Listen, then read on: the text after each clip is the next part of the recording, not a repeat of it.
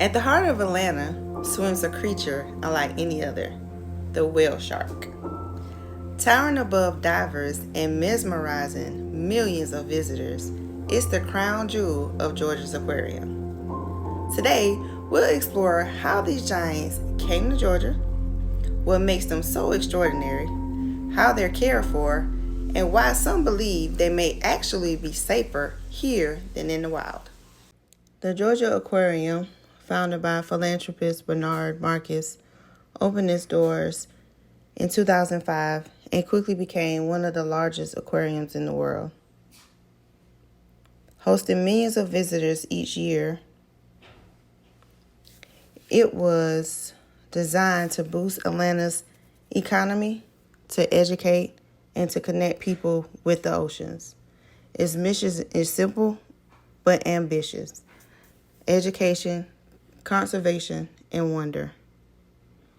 What makes this aquarium truly unique is its most famous resident, the whale shark. Whale sharks are the largest fish on Earth.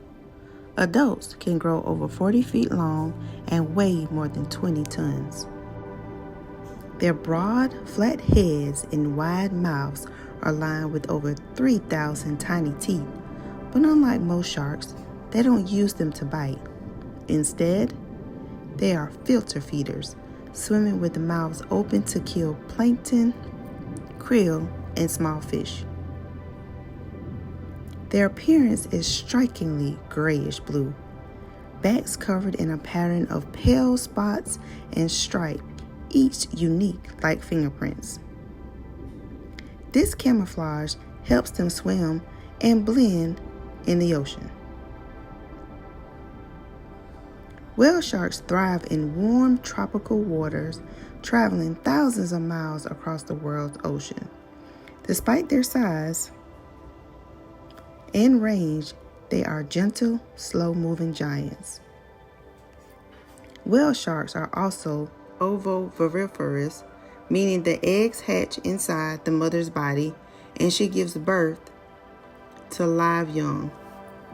Unlike mammals, the embryos develop inside capsules that stay within the mother until hatching. A single female can carry hundreds of pups at different stages of development, though very few survive to adulthood.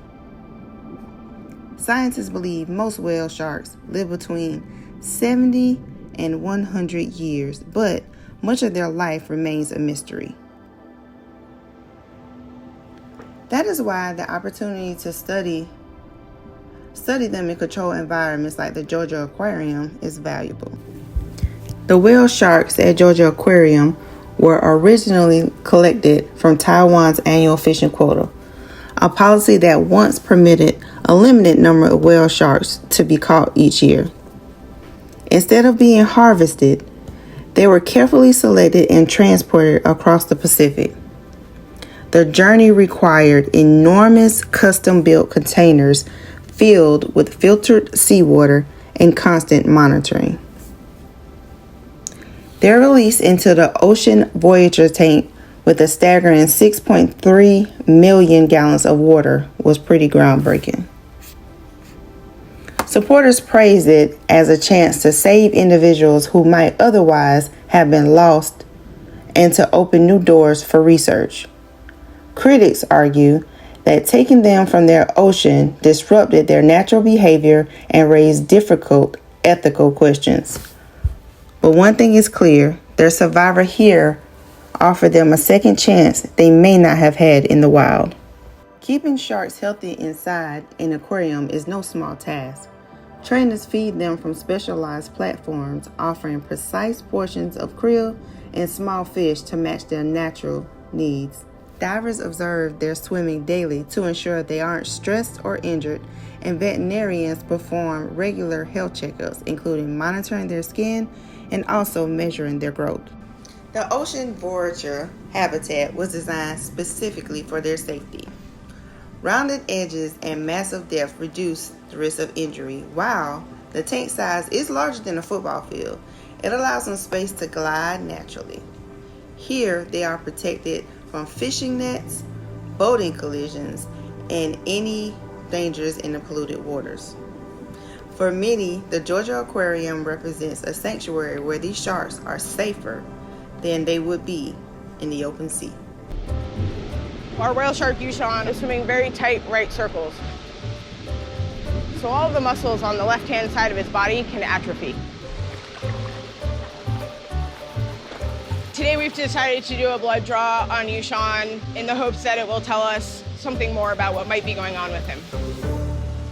Okay? You got it.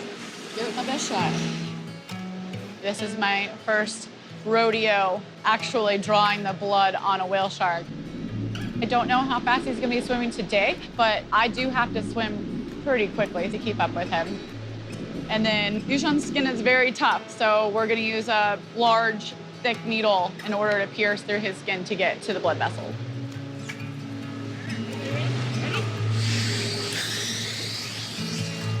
Here at the Georgia Aquarium, we developed a new method in order to get blood from the whale sharks. This entails desensing them to our presence so that they trust us when we're up close and personal with them so that we can actually get blood.